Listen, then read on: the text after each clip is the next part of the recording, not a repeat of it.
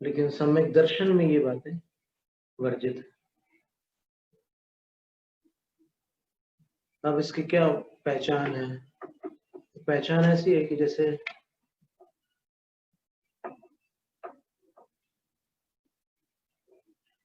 सम्यक दृष्टि सांसारिक आकांक्षा रख सकता है, लेकिन इतना है कि वो उस सांसारिक सुख को सच्चा सुख नहीं मानता, लेकिन उस सुख की आकांक्षा से रहित नहीं हुआ, क्योंकि आकांक्षा से रहित हो जाता सम्यक के साथ साथ तो पंचम गुण स्थान तक निदान नाम का जो अर्थ ध्यान बताया, निदान अर्थ ध्यान का अर्थ होता है भावी भोगों की अभिलाषा करना। तो उस ध्यान का अस्तित्व कहां तक है? पंचम गुण स्थान तक। हमेशा नहीं होता, पर जहां तक होता है, जिनको होता है उनकी बात करें, तो वो सम्यक दर्शन के साथ और अणुव्रतों के साथ हो रहा है, तो वो निदान ध्यान सांसारिक सुखों की अभिलाषा है, तो सम्यक दर्शन के साथ संभव है, लेकिन सम्यक दृष्टि में हो रहा है, वो सम्यक दर्शन में नहीं हो रहा है। अब सम्यक दर्शन में नहीं हो रहा और सम्यक दृष्टि में हो रहा है, इसको कैसे पहचाने? तो सम्यक दृष्टि को सांसारिक सुखों की कांक्षा हो रही है, पर उसको वो सच्चा सुख नहीं मान रहा,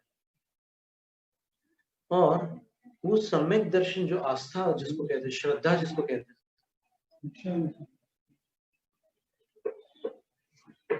उस श्रद्धा के बदले, उस श्रद्धा के बदले वो सांसारिक सुख नहीं चाहता। आप देखिएगा छेड़ाला में एक पंक्ति आती है, जिन वच में शंका न धार वृष भव सुख वांछा भाने। वृष बहुत छोटा सा शब्द है और ट्राई करके उसके ऊपर ध्यान भी नहीं जाता, पर सबसे वजनदार शब्द है उस पंक्ति। जिन वच में शंका न धार, जिनेंद्र भगवान के बारे में शंका नहीं धारण करना, किम सत्यम असत्यम वा, सही है कि असत्य है, ये शंका वहां पर नहीं चलेगी। और फिर वृषद भव सुख वांछा भाने, वृक्ष को लेकर के सांसारिक सुख की वांछा नहीं करता, उसको भाने यानी भंग करता है। सांसारिक सुख वृक्ष का अर्थ धर्म होता है, धर्म को लेकर सांसारिक सुख नहीं चाहता। वो ये जानता है कि धर्म का फल क्या है, आनुषंगिक फल क्या है। मुख्य फल तो संवर निर्जरा मोक्ष है, और आनुषंगिक जो फल है वो सातिशय पुण्य है, धर्म से प्राप्त होता है। आनुषंगिक का अर्थ क्या होता है? जो लक्ष्य न करने के बाद भी जो ऐसे प्राप्त हो जाता है, साथ साथ में जो प्राप्त हो जाता है, उसको आनुषंगिक है। उदाहरण के लिए किसी ने आम का बगीचा लगाया, अब बीच में 2-3 पपीते के पेड़ उग गए, या फिर घास उग गई, तो वो घास जो है आनुषंगिक फल, पूरे बगीचे को उसने हरा भरा किया, लेकिन जो बिना लक्ष्य की जो चीजें साथ में आ गई। तो इसी प्रकार सम्यक दृष्टि जीव के लक्ष्य में सांसारिक सुख नहीं होता धर्म करते समय, पर वो जो पुण्य बंद होता है सम्यक दृष्टि को, उससे सहज प्राप्त होता है। जी, धर्म करत संसार सुख। महर्षि ने एक दोहा कहा कि धर्म करते हैं तो सांसारिक सुख भी मिलता है, और धर्म करत निर्वाण, निर्वाण मिलता है, और धर्म पंथ साधे बिना नर तेरे अंश समान। ठीक है, एक संदेश है कि धर्म के मार्ग को साधे बिना मनुष्य भी तेरे अंश तुल्य है। तो ये आनुषंगिक फल कहते हैं।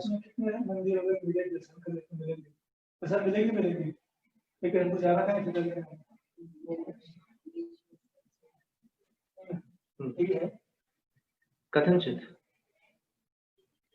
मुख्य लक्ष्य तो शिखर जी का बनाया है किसी ने, अब बीच में और भी तीर्थ मिल जाते हैं, तो उन तीर्थों को अपन गौण नहीं कर रहे, लेकिन यहाँ पर अपन सांसारिक सुख को गौण कर रहे हैं। सम्यक दर्शन में वृष यानी धर्म को लेकर के भव सुख वांछा भाव, ये दौलत राम जी ने बहुत विवेक पूर्वक बात लिखी है। और यही बात आचार्य समंतभद्र स्वामी ने भी लिखी है। रत्नखंड श्रवकाचार्य में आप ध्यान दीजिएगा, वो क्या कह रहे हैं, वो ये कह रहे हैं, कर्म पर वशे शांते दुःखैरन्तरितोदये पाप बीजे सुखे नास्ता श्रद्धा नाकांक्षणा स्मृता। तो वो निष्कांक्षित अंग में, उस निष्कांक्षित सम्यक दर्शन में, सम्यक दृष्टि में नहीं, सम्यक दृष्टि निष्कांक्षित तो वीतराग अवस्था में बनेगा, उसके पहले तो उसके अंदर कांक्षा हो सकती है। और अगर वैरागी है, वैराग्य संपन्न है, तो सांसारिक कामनाएं नहीं होगी, पर कोई ना कोई कामनाएं होंगी। लेकिन यहाँ पर सांसारिक कामना की अपेक्षा से कथन कर रहे हैं कि सुखे कथम भूते सुखे, सुख के प्रति नास्ता, आस्था नहीं है, ये निष्कांक्षित अंग कहलाता है। कि जो सुख सम्यक दृष्टि चाह रहा है, सम्यक दर्शन में, उसके प्रति आस्था नहीं है। उस सुख के प्रति कैसी आस्था नहीं है कि यही सुख है, इस प्रकार की आस्था नहीं है। ये सुखाभास है, ये सम्यक दर्शन में बैठी हुई बात है कि ये सुखाभास है। सुख तो सिद्धों का सुख है, अतीन्द्रिय स्वाभाविक क्षायिक सुख ही सच्चा सुख है। बाकी सारे सुख जो हैं वो अपनी श्रेणी के सुख है। सुख की अनेक श्रेणियां,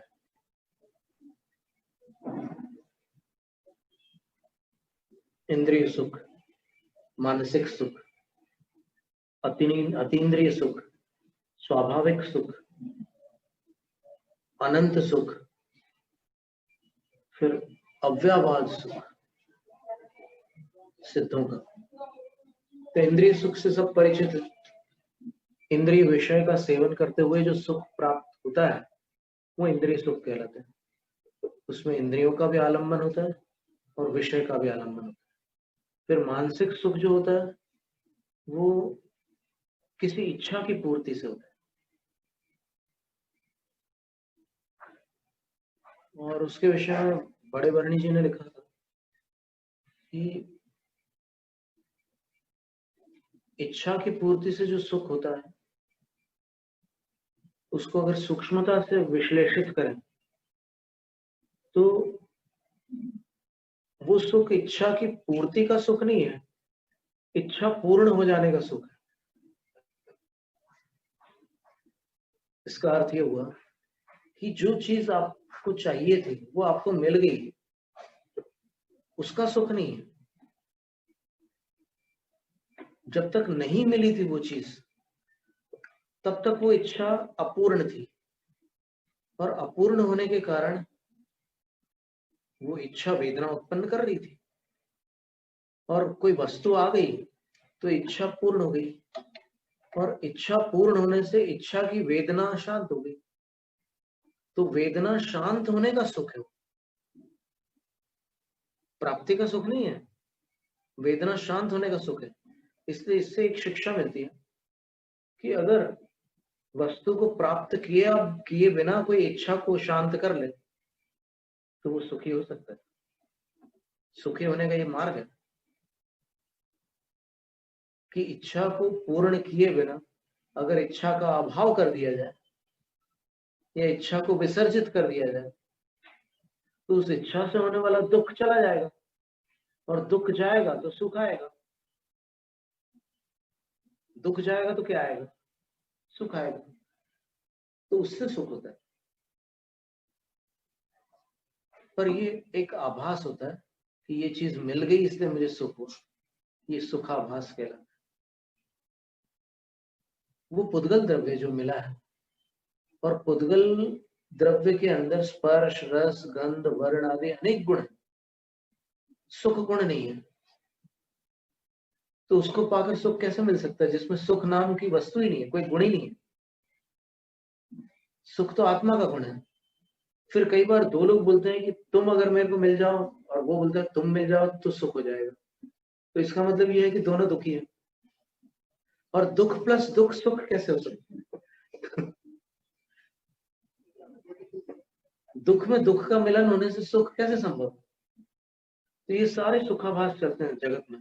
तो इसके प्रति नास्था, आचार्य समन्वयभद्र स्वामी ने बहुत सूक्ष्मता से कथन किया कि ऐसे सुख में सम्यक दर्शन की आस्था नहीं होती, ये सुख है।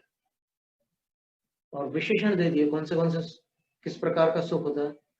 तो बोले कि कर्म परवशी, वो कर्मवश होता है और परवश होता है।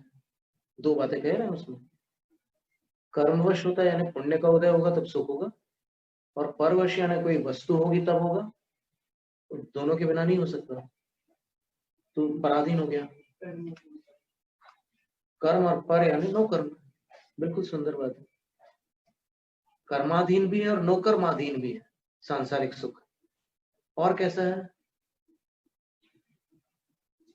शांते अंतेन सह वर्तते यत् तत् शांतम तस्मिन् सुखे तत्र सुखे नास्ता। तो जो अंत सहित हो उसको शांत कहते हैं। जैसे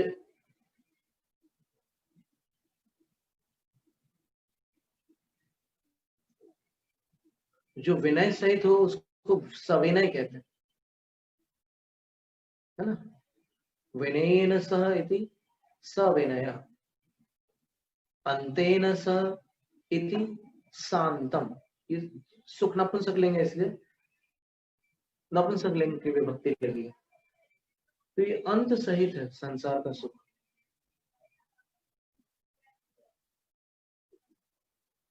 इसका अंत होता ही है, आप कुछ करो या ना करो, ये संसार का सुख जो है अंत को प्राप्त अवश्य होगा। ठीक है, तीन बातें हो गई, कर्माधीन, नो कर्माधीन, अंत सहित। और दुख अंतरित हो गए।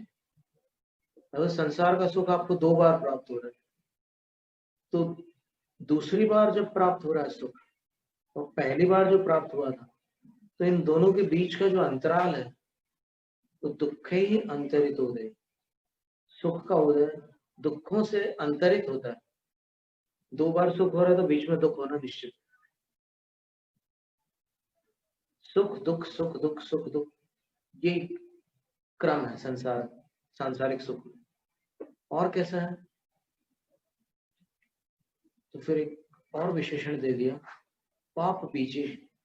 सांसारिक सुख भोगते समय पुण्य होता है पाप। लड्डू चढ़ाते समय पुण्य होता है, लड्डू खाते समय पाप। अभक्ष भक्षण का पाप नहीं होता, वो जो विषयानुराग हो रहा है, इंद्रिय सुख के प्रति जो अपने अंदर का एक लगाव हो रहा है, उससे कर्म बंध जो हो रहा है वो पुण्य बंध नहीं हो रहा है, पाप बंध हो रहा है। और चढ़ाते समय अपन भक्ति कर रहे हैं, और भक्ति पाप का कारण हो नहीं सकती, शुभोपयोग है।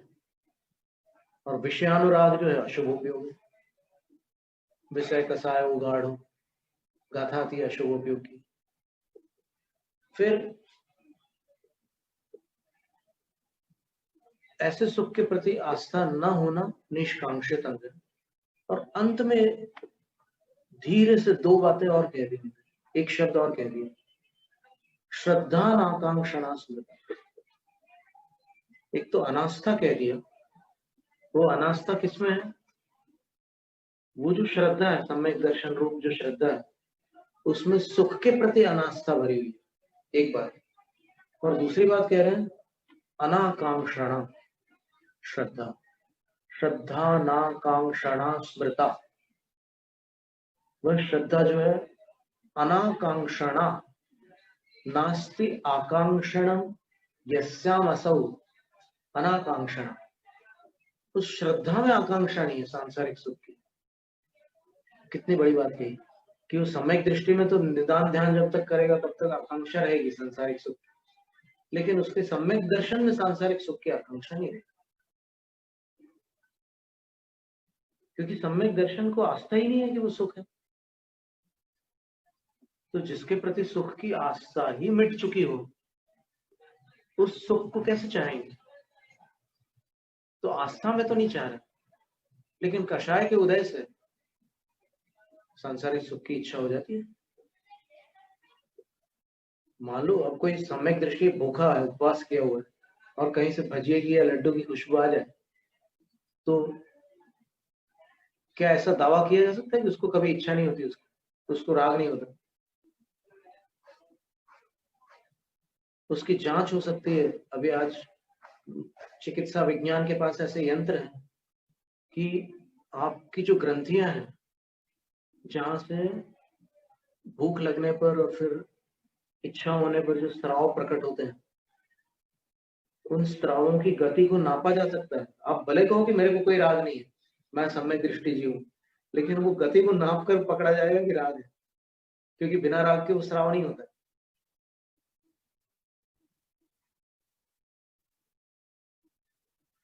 और जिसका रात्रि भोजन त्याग है, उसको रात में कोई भी चीज दिख जाए या कोई भी चीज कहीं से उसकी वायु भी आ जाए, तो भी उसको इच्छा नहीं होती। इच्छा नहीं होती तो फिर मुंह में पानी नहीं आता। इसका मतलब ये है कि जब मुंह में पानी आ रहा था तब इच्छा थी। और इच्छा किसकी थी? सांसारिक विषय की थी कि नहीं थी? वो जो भजिए की खुशबू है, वो कोई मोक्ष सुख से संबंधित था क्या? सवाल ही नहीं उठता। तो ये होती है। आप जब सिद्धांत कह रहा है कि पांचवें गुण स्थान तक निदान नाम का अर्थ ध्यान है, निदान नाम का अर्थ ध्यान कैसा है? निदान का अर्थ क्या है, ये परिभाषा पहले निश्चित करो, नहीं तो फिर आप रास्ता निकालोगे कि नहीं वो वज्र ऋषभ नाराज संगनन और केवली श्रुत केवलियों के सानिध्य की आकांक्षा करता है सम्यक दृष्टि जीव। आकांक्षा तो होती है उसको, और आकांक्षा ऐसी होती है उसको, केवली श्रुत केवलियों के सानिध्य प्राप्त हो मुझे, और फिर मुझे वज्र ऋषभ नाराज संगनन आदि मिले, मेरा जन्म कर्म भूमि में हो, मुझे पुरुष पर्याय मिले। ये आकांक्षा, ये आकांक्षा संसार बढ़ाने वाली आकांक्षा नहीं है, ये विषय आकांक्षा नहीं है, ये मोक्ष की सामग्री चाह रहा है वो। तो मोक्ष की सामग्री चाहना क्या निदान अर्थ ध्यान है? कहीं भी किसी आगम से खोज के बताओ कि मोक्ष के योग की जो अनुकूलता की इच्छा हो रही है उसको, क्या उसको निदान ध्यान कहा है क्या आचार्यों ने? निदान ध्यान किसको कहा है? अब निदान ध्यान, निदान शल्य, निदान बंध, ऐसे तीन शब्द आते हैं। निदान बंध तो वो होता है कि जब कोई पर्याप्त पुण्य कमा करके उस पुण्य को किसी फल के प्रति बांध देता है कि मैंने जो भी पुण्य किया है उसका फल मुझे अमुक मिले, तो वो निदान बंध कहलाता है। जैसे मुझे इसका फल चक्रवर्ती पद मिल जाए, तो भोपाल नाम के राजा ने बड़ी भारी तपस्या की, लेकिन फिर निदान बंद कर लिया, चक्रवर्ती के पर्याय मिल जाए। तो मिल तो जाती है, क्योंकि तपस्या से क्या नहीं मिल सकता, तो मिल तो जाती है, लेकिन वो फिर त्याग नहीं कर सकता, क्योंकि जिसको आपने पूरी शक्ति लगाकर प्राप्त किया है उसको आप छोड़ नहीं पाओगे। और नहीं छूटेगा तुझे राजेश्वरी ते नरकेश्वरी। वो चक्रवर्ती जिनने ये निदान किया था वो नरकगामी हो गए।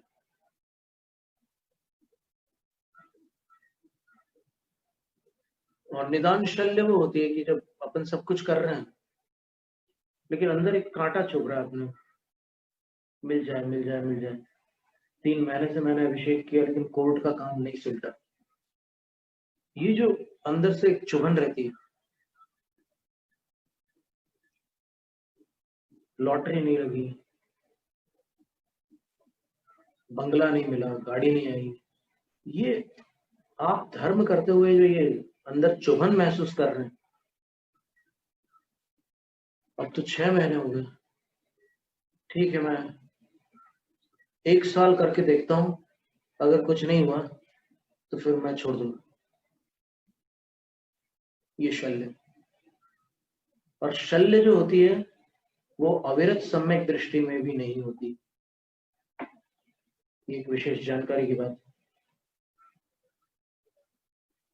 शल्य अविरत सम्यक दृष्टियों में नहीं होती। ये कौन कहते हैं? आपको हम पंक्ति पढ़कर सुनाते ताकि प्रमाण न मिलने की कोई शल्य न बन जाए।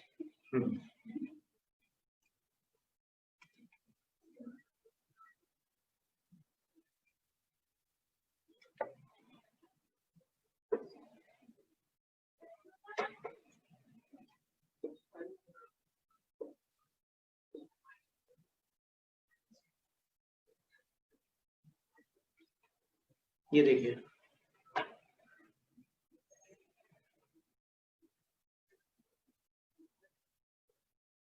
निश्शल्यो व्रती,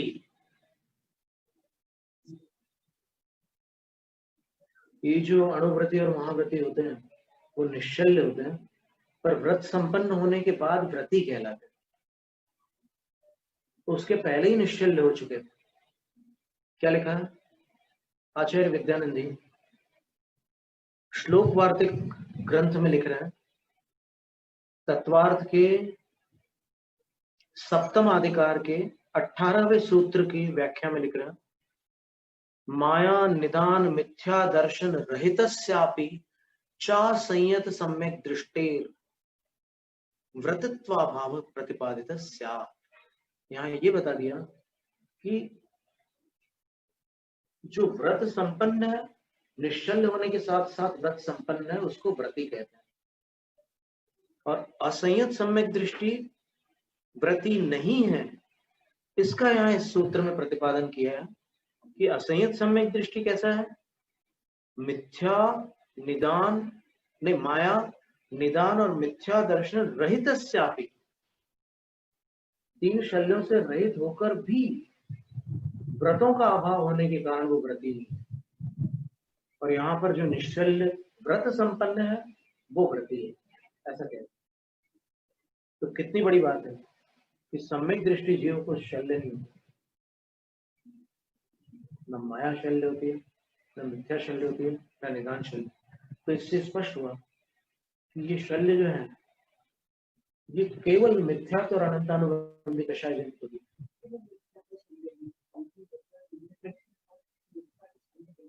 सवाल ही नहीं होता, मिथ्यात्व शल्य नहीं होती और फिर वो दोनों बाकी जो दो है माया और निदान वो अनंतानुबंधी जनित है, हो ही नहीं सकती वो शल्य। ये सारी ऐसी जानकारियां हैं शास्त्रों में। तो निष्कांक्षित अंग में ये बात आई कि श्रद्धा में आकांक्षा नहीं है। सम्यक दृष्टि में तो आकांक्षा हो सकती है, लेकिन श्रद्धा में यानी धर्म के नाम पर उसको कोई चीज नहीं चाहिए। यानी धर्म के बदले अगर उसको 3 लोग की संपदा मिल रही हो, चक्रवर्ती, इंद्र, धर्मेंद्र, अहमेंद्र पद मिल रहा हो, तो भी वो धर्म के बदले उसको नहीं चाहते।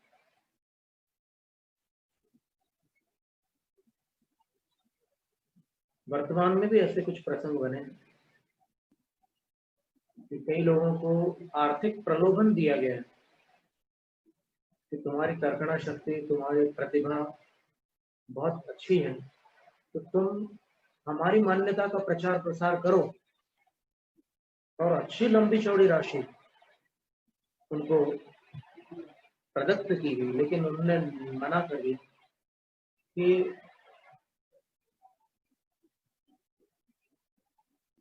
हम आगम को नहीं छोड़ सकते। इसका नाम है निकांक्षित।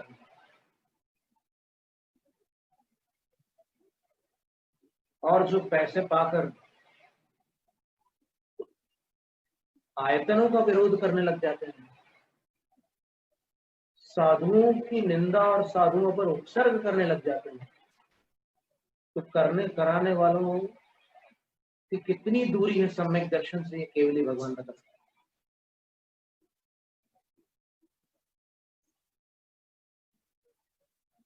आयतन कौन है? सच्चे देव शास्त्र गुरु और उनके सेवक, इनको धर्म का आयतन का है। और अविरत सम्यक दृष्टि को मामूली मत समझना। यहाँ पर जिस सम्यक दृष्टि का वर्णन चल रहा है, शुरू में ही आचार्य महाराज ने कह दिया कि 11 प्रतिमाएं सम्यक्त रहित जीव के नहीं है, इसलिए पहले सम्यक का वर्णन करना है। बहुत बड़ी हस्ती होता है सम्यक दृष्टि जीव। अभी उनसे बड़ों की बात छोड़ो, अभी पहले वहीं तक पहुंचने की बात सोचो। सम्यक दृष्टि क्या हस्ती होता है। मुनिराज प्रतिक्रमण करते समय क्या कहते हैं? मम मंगलम अर्हंताय सिद्धाय बुद्धाय जिणाय केवलिनो ओहिनाणिनो मणपज्जवनाणिनो 14 पूर्वम गामिनो। फिर आगे शुद्ध समिति समिधाय तवोय वारस्वियो तवस्य गुणाय गुणवंतोय। नहीं, इसके ऊपर कर। महर्षि तीर्थम तीर्थम कराय पवेणम पवेणीय नाणम नाणीय दंसणम दंसणीय नाणम नाणीय। आप सोचिए कि मुनिराज कह रहे हैं कि सम्यक दर्शन मेरे लिए मंगलकारी है और सम्यक दृष्टि मेरे लिए मंगलकारी है। सम्यक दृष्टि असंयमी है और वो मुनिराज कहो श्रेणी से उतर कर आया, लेकिन फिर भी सम्यक दृष्टि जीव मंगलकारी है, क्योंकि आयतन है और उस आयतन की अवमानना की जा सकती है कभी? जो आयतन की अवमानना करता है वो सम्यक्त्व के महत्व को जानता ही नहीं। सम्यक दृष्टि वो जीव है जो विषय सेवन करते हुए भी अगर मर जाए तो भी उसकी आस्था में वो सच्चा सुख न होने के कारण दुर्गति का पात्र नहीं होता, बंदी नहीं होता उसको दुर्गति की आयु। सम्यक दर्शन अगर उसका विद्यमान है तो पूर्वबद्ध की बात नहीं चल रही, सम्यक दर्शन के साथ ये है। और कितनी महिमा है, आप उसको सिर्फ पढ़ करके मत छोड़िए, उस पर विचार कीजिए कि ये ऐसा क्यों है, ऐसे इतना क्या परिवर्तन आ गया। जो एक समय पहले मिथ्या दृष्टि था, एक समय बाद सम्यक दृष्टि बन गया, तो इतना क्या जमीन आसमान का क्या फर्क पड़ गया कि वो गणधरों के प्रतिक्रमण में मम मंगलम दंसणीय है, वो सम्यक दृष्टि मेरे लिए मंगलकारी है। ये गणधर कह रहे हैं, बड़े बड़े आचार्य कह रहे हैं, सारे साधु कह रहे हैं, जो भी प्रतिक्रमण करते हैं वो सब कह रहे हैं कि सम्यक दृष्टि मंगल है। अब किसी से पूछे कि मंगल कितने होते हैं, तो उतावली में उत्तर देने वाले हमेशा चूकते हैं। 4 मंगल होते हैं। 4 मंगल नहीं होते। 4 की जो गिनती बताई वो मंगल, उत्तम और शरण, तीनों विशेषणों से युक्त जो गिनती करोगे तो फिर 4 मिलेंगे आप। सम्यक दृष्टि अमंगल है क्या? मिथ्या दृष्टियों को पाप जीव कहा है, भले वो 90 ग्रह चले जाए, भले 11 अंक के पार्टी हो जाए, भले 28 मूल गुणों का पालन कर ले, लेकिन सम्यक दृष्टि जो 4थे गुण स्थान में सप्तम पृथ्वी का नारक होकर के वो घोर वेदनाओं को सहन कर रहा है और फिर अन्य नारकों को घोर वेदनाएं प्रदान भी कर रहा है। वहां के अन्य सम्यक दृष्टियों को भी वो छोड़ नहीं रहा है। परम कृष्ण लेश है, तो भी वो पुण्य जीव है। सम्यक दर्शन कितनी बड़ी वस्तु है, विचारने की बात है। निकांक्षित अंग में एक उदाहरण हम प्राय देते हैं कि प्रलोभन से तो लाखों करोड़ों का प्रलोभन अगर उसको मिल जाए तो भी वो देवशास्त्र गुरु को छोड़ नहीं सकता।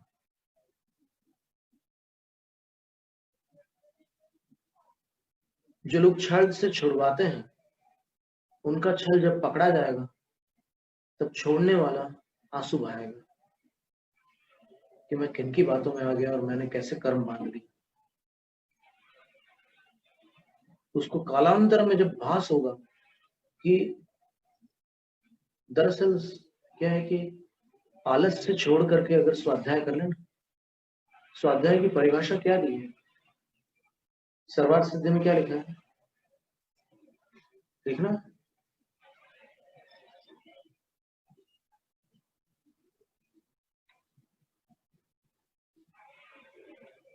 आलसी बनकर दूसरों से शास्त्र सुनने से बेहतर यह है कि मेहनत करके स्वयं स्वाध्याय कर ले। सर्वार्थ सिद्धि में लिखा है,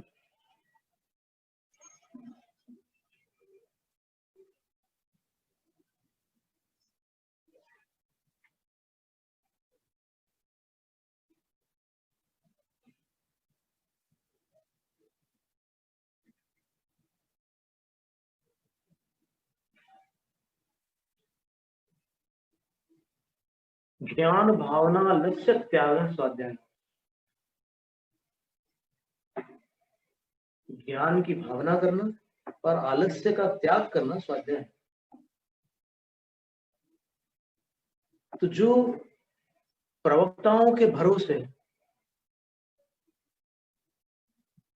जैन धर्म का ज्ञान प्राप्त करके भ्रमित हो रहे हैं, वो यदि आगम की शरण में आकर आलस्य छोड़कर स्वयं श्रम करके ज्ञान प्राप्त करेंगे तो उनको समझ में आ जाएगा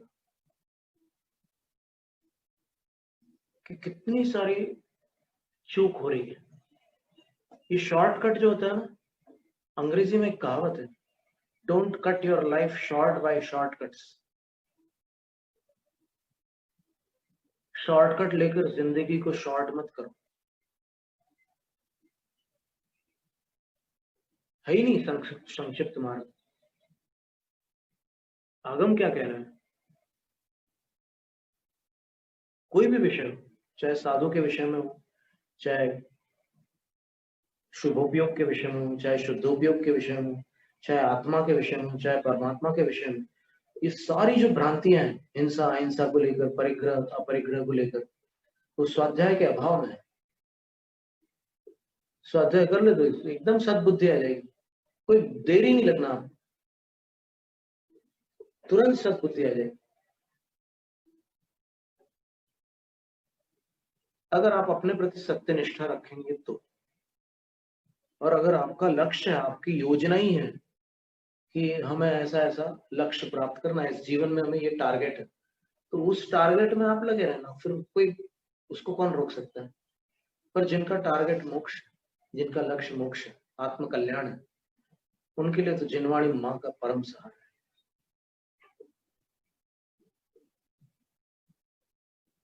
निकांक्षित अंग। अब उस सम्यक दृष्टि के पास अगर कुछ पैसे हों और कहीं गिर जाए पैसे और कोई उठाने लग जाए या फिर छीनने लग जाए, तो छीना झपटी में वो लड़ाई झगड़े भी कर लेता है और कभी हाथापाई भी हो जाती है, मारपीट भी हो जाती है। तो थोड़े से द्रव्य के पीछे मारपीट करने वाला वो सम्यक दृष्टि, जब धर्म की बारी आती है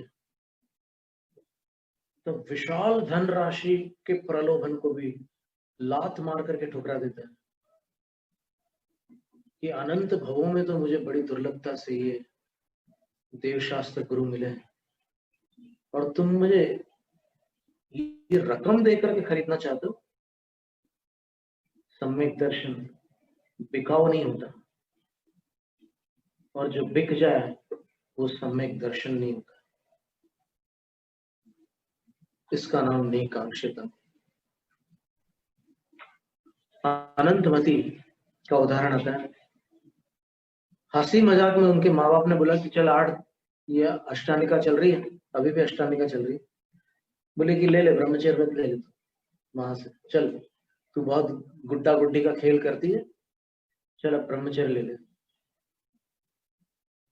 तो फिर गुरु के पास ब्रह्मचर्य ले लेती है वो, और ये दोनों भी, उसके माता पिता भी 8 दिन का ब्रह्मचर्य ले लेते हैं। फिर जब वो विवाह योग्य हो जाती है तो फिर माँ बाप बोलते हैं कि अब तेरे लिए हम वर ढूंढ रहे हैं। तो फिर वो बोलती है कि पिताजी बड़े आश्चर्य की बात है, क्या आपको विस्मृत हो गया कि मैंने ब्रह्मचर्य व्रत लिया था और आप दोनों के समक्ष लिया था, गुरु से लिया था। तो फिर वो पिताजी बोलते हैं कि वो तो 8 दिन का। पिताजी वो 8 दिन वाला तो आप कर रहे हैं, और मुझे गुरु ने भी नहीं कहा कि तुम 8 दिन का लो, मैंने तो हमेशा के लिए ले लिया। अब प्राण चले जाए लेकिन मेरा ब्रह्मचर्य नहीं छूट सकता। ऐसा अखंड ब्रह्मचर्य उसने धारण किया।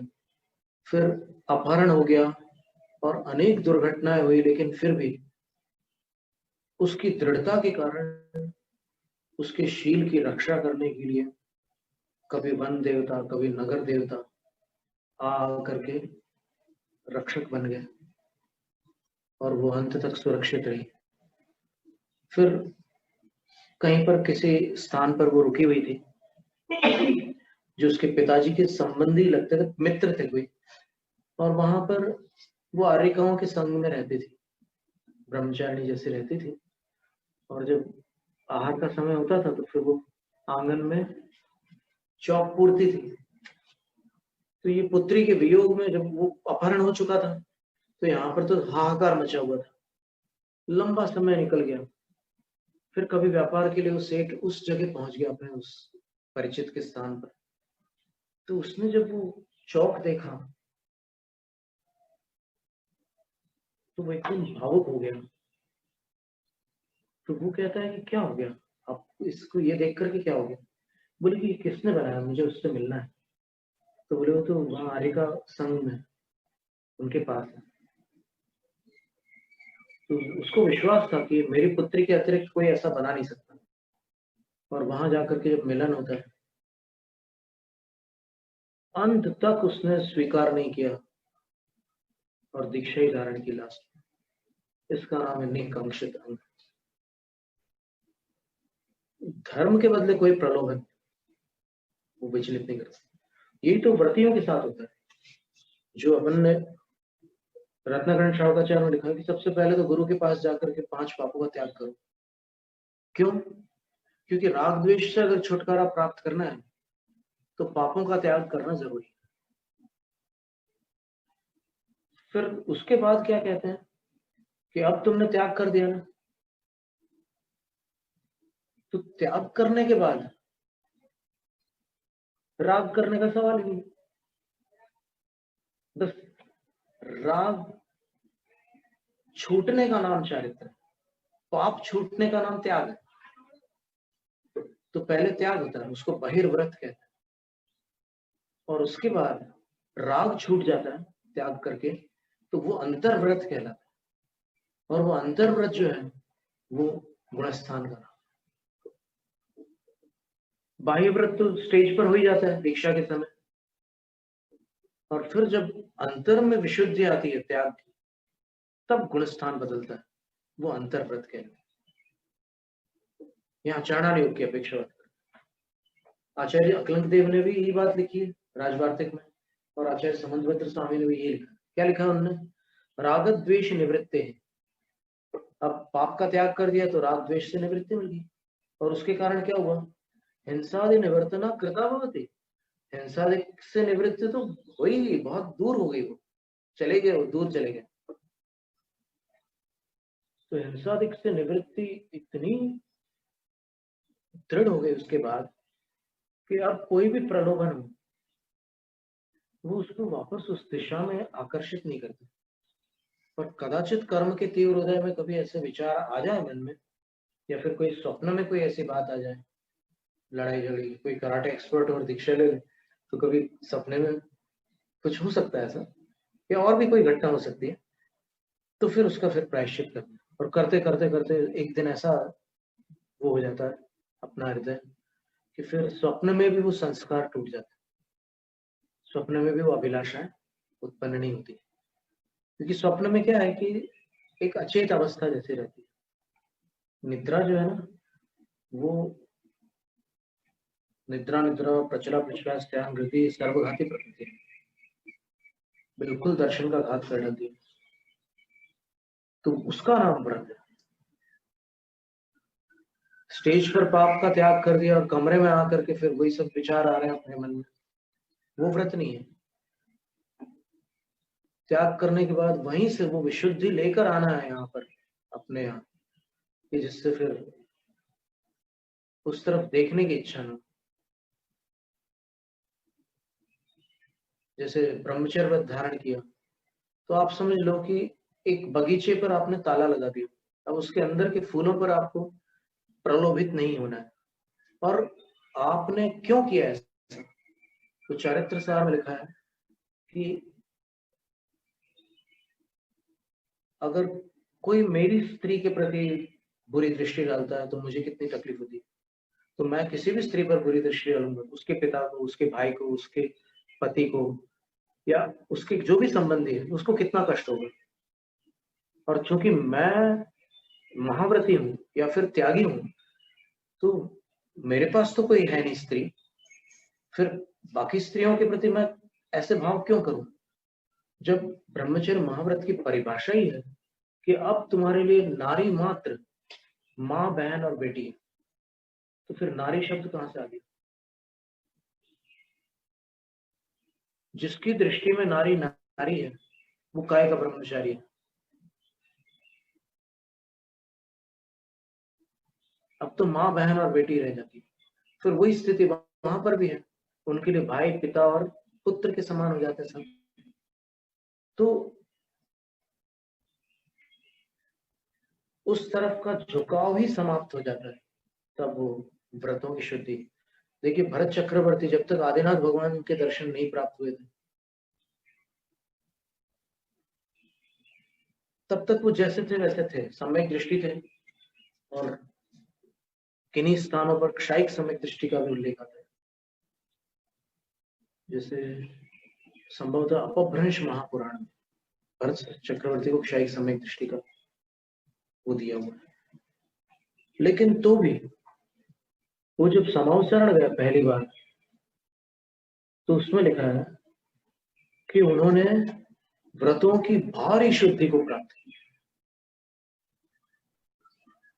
और उसके बाद उन्होंने दिग्विजय की। अब कौन से व्रतों की शुद्धि को प्राप्त किया? महाव्रत तो हो नहीं सकते राजा को, वो तो अणुव्रत होंगे ना। और अणुव्रती अवस्था में उन्होंने पूरी दिग्विजय की 60,000 साल। और बाहुबली चौथे गुण स्थान में थे, भरत पांचवें गुण स्थान में थे, और दोनों में युद्ध हुआ। लेकिन अनीति पांचवें गुण स्थान वालों ने की, अणुव्रती ने चक्र चला दिया।